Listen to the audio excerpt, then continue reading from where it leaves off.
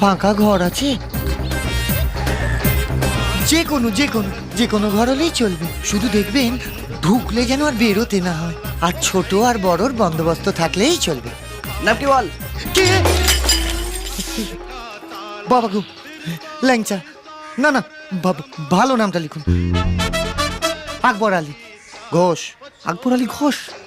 এটা আমার কেমন নাম? তোর বাবার কি? বাপের নাম দেবেন ঘোষ। মার নাম নূরজাহান। বলে কি? শালা এটা কি নাম না ভারত বাংলাদেশের চুক্তিপত্র? এবার হাত পা চালিয়ে দেবো। দিয়ে দেবো কাকু, দিয়ে দেবো।